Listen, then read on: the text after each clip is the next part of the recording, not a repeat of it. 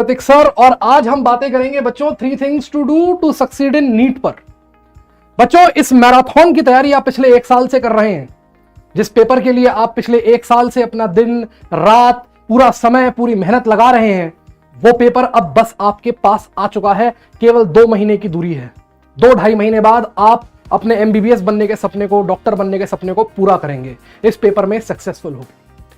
तो क्या वो 3 चीजें हैं जो आपको करनी है या नहीं करनी है, जिनसे आपकी बहुत सारी परेशानियां दूर हो जाएंगी, वो आपको बताऊंगा इस वीडियो के अंदर। क्योंकि बहुत सारे बच्चे बहुत सारी परेशानियां फेस करते हैं इस समय पर आके, और अच्छे बच्चे, क्योंकि मैंने अपने 12 साल के एक्सपीरियंस में ये देखा है कि बहुत अच्छे बच्चे जो पढ़ाई करने में बहुत अच्छे होते हैं, जिनका सिलेबस एकदम टाइम से चल रहा होता है, कोई बैकलॉग नहीं होता, पूरी सिंसियरिटी के साथ साल भर मेहनत करते हैं, लेकिन कुछ गलतियों की वजह से या तो वो सेलेक्ट नहीं हो पाते, और अगर होते हैं तो फिर अपनी रैंक को गड़बड़ कर लेते हैं।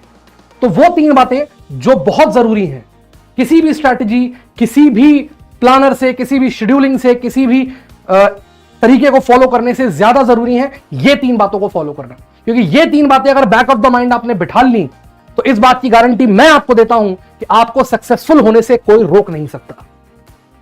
बच्चों, पहली बात है डू नॉट फियर, क्योंकि डर के आगे जीत है। इस समय पर आके सबसे बड़ी प्रॉब्लम जो होती है वो होती है डर। ये डर रैंक का हो सकता है, ये डर सिलेक्शन का हो सकता है, सिलेक्शन ना होने का हो सकता है, और इस डर की मां है ओवर थिंकिंग। यह डर पैदा होता है ओवर थिंकिंग से, हर बात को ज्यादा सोचने से। मेरे घर में तो यह कंडीशन है, मैं तो बड़ी मुश्किल से पढ़ाई कर रहा हूं, अगर मेरा सिलेक्शन नहीं हुआ तो क्या होगा? मेरे घर वालों ने तो मेरे ऊपर बहुत पैसा लगाया है, अगर मेरा सिलेक्शन नहीं हुआ तो क्या होगा? मुझे तो इसके अलावा कुछ आता ही नहीं है, मुझे तो डॉक्टर ही बनना है, अगर मैं इस साल नीट नहीं निकाल पाया, 2 साल से ड्रॉप कर रहा हूं, अगर इस साल नीट नहीं निकाल पाया तो क्या होगा? क्या इन सारी बातों को सोचने से आपका नीट में सिलेक्शन हो जाएगा? क्या ये सारी बातें आपको इंश्योर करेंगी कि आप डॉक्टर बन जाएं? नहीं। ये सारी बातें केवल आपके दिमाग में डर पैदा करेंगी, और उस डर से आप अपने रास्ते से डेविएट हो जाएंगे। तो पहली और सबसे इंपॉर्टेंट बात, कुछ भी नहीं सोचना है इस समय। केवल अर्जुन की तरह नीट की जो चिड़िया की आंख है ना, उस पर अपनी निगाहें रखनी है। डरना नहीं है, सोचना नहीं है, किसी भी तरीके की नेगेटिव थॉट को अपने दिमाग में आने ही नहीं देना है। क्योंकि कोई सी भी नेगेटिविटी, कोई सी भी अननेसेसरी थॉट आपका दिमाग, आपका कंसंट्रेशन, आपका जो फोकस है उसको डाइवर्ट करेगी, और उस डाइवर्जन से आपकी तैयारी पर असर पड़ेगा।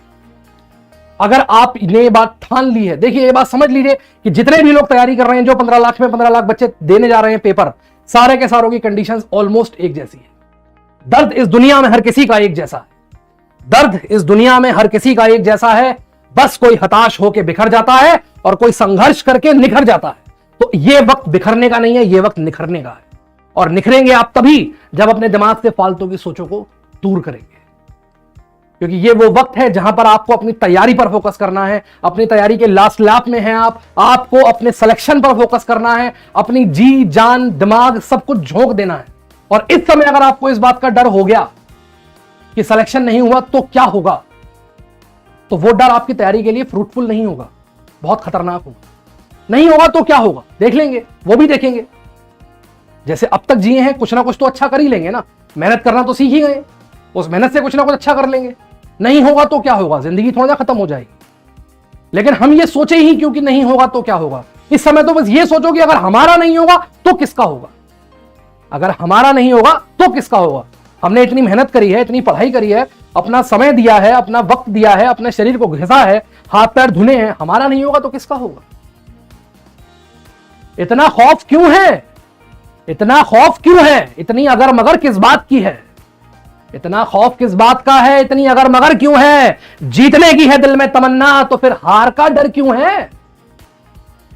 तो पूरी मेहनत से लगो, डरना नहीं है, ओवर थिंकिंग नहीं करनी है।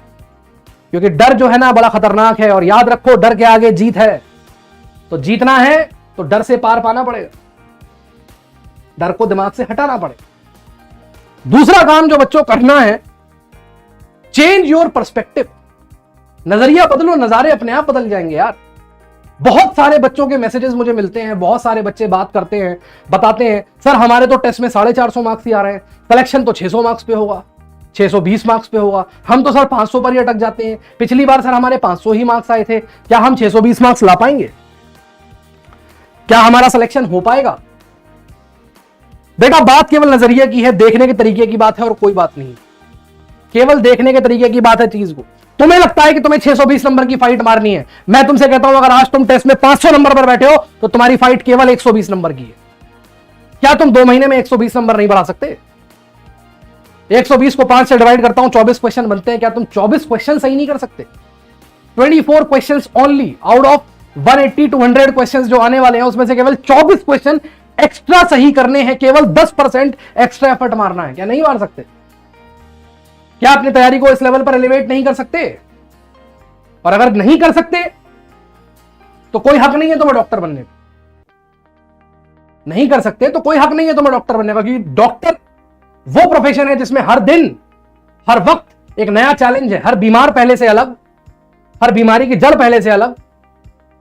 तो अगर रटे बदले पैटर्न पर ही चलना है तो कोई हक नहीं है तुम्हें डॉक्टर बनने का। और अगर तुम्हें लगता है कि नहीं मैं मेहनत कर सकता हूं, मैं अपने पर्सपेक्टिव को चेंज करके, अपने नजरिए को चेंज करके पॉजिटिविटी की मदद से आगे बढ़ सकता हूं, तो बढ़ो, यही वो समय है। तो अब तुम्हारी जो फाइट है ना, वो फाइट अब 500 नंबर की है, 600 नंबर की नहीं है। वो फाइट है जहां से तुम खड़े हो वहां से कट ऑफ तक की। तो अपने नजरिए में पॉजिटिविटी लाओ और उस पॉजिटिविटी को केवल दिमाग में लाकर छोड़ मत दो, उसे अपने एक्शंस में कन्वर्ट करो, उसे अपनी मेहनत में कन्वर्ट करो। और मेहनत में कन्वर्ट करोगे तो देखोगे तुम कि सिलेक्शन तुम्हारे सामने होगा। एक दिन जिस दिन नीट का रिजल्ट आएगा ना, तुम देखोगे कंप्यूटर पे जब, तो आएगा तुम्हारे पास कि एलिजिबल फॉर फर्स्ट काउंसलिंग। और तब मेरी इस बात को याद रखना कि नजरिया नजर से ज्यादा इंपॉर्टेंट है। तो नजरिया, अपना आउटसेट, अपना माइंडसेट एकदम पॉजिटिव रखो। और तीसरी और आखिरी बात, उम्मीद मत छोड़ो। बहुत सारे बच्चे उम्मीद छोड़ चुके हैं। अरे सर हमसे तो हो ही नहीं रहा है, अब तक के टेस्टों में हमारे 450 नंबर ही आ रहे हैं, 500 नंबर ही आ रहे हैं। क्या हम तैयारी छोड़ दें सर? क्या हम अगले साल फिर से ड्रॉप कर लें सर? 13 जुलाई सन 2002 नेटवेस्ट सीरीज का फाइनल था इंडिया और इंग्लैंड का, जिसमें आपको याद होगा सौरव गांगुली ने बाद में टी शर्ट लहरा दी थी। 326 का टारगेट था इंडिया के सामने और 146 रन 146 पर 5 आउट हो गए थे, सचिन तेंदुलकर इंक्लूडेड। उस समय अगर युवराज सिंह और मोहम्मद कैफ ने उम्मीद छोड़ दी होती तो शायद वो हिस्टोरिक मूवमेंट विटनेस करने के लिए हमें नहीं मिला होता। 2011 वर्ल्ड कप में गौतम गंभीर के आउट होने के बाद अगर इंडिया ने, MS धोनी ने उम्मीद छोड़ दी होती तो शायद हम दोबारा से वर्ल्ड कप नहीं जीते होते।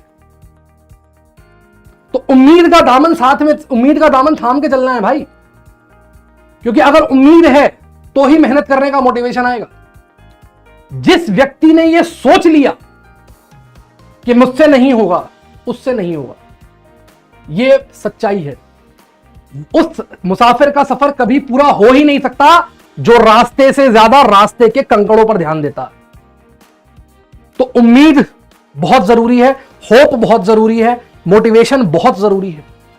और इस समय इस बात का ध्यान रखो यार कि कोई भी ऐसा एक्सेप्शनल इवेंट तो होगा नहीं कि अगर तुमने 1 साल 2 साल मेहनत करी है, ढंग से पढ़ाई करी है, तो ऐसा तो है नहीं कि तुम वहां पर जाके भूल जाओगे सब कुछ। ये मेहनत तुम्हारे साथ जाएगी, ये तुम्हारा साथ देगी मेहनत। और इसलिए अगर आज भी तुम्हें लगता है कि तुम मेहनत कर सकते हो, तुम्हें लगता है कि नहीं थोड़ी सी उम्मीद बाकी है, मैं कर सकता हूं, तो आज से जुट जाओ। अभी भी तुम्हारे पास इतना वक्त है कि अगर तुमने साल भर उतनी मेहनत नहीं करी जितनी तुम्हें करनी चाहिए थी, तब भी तुम आज से पिकअप कर सकते हो और पिकअप करके सेलेक्ट हो सकते हो। भाई सबसे बड़ी चीज ये है ना कि ये जो एग्जाम है ना, एग्जाम नहीं है, ये एक जंग है। और जंग जो होती है ना, ये जिद से जीती जाती है, इरादों से जीती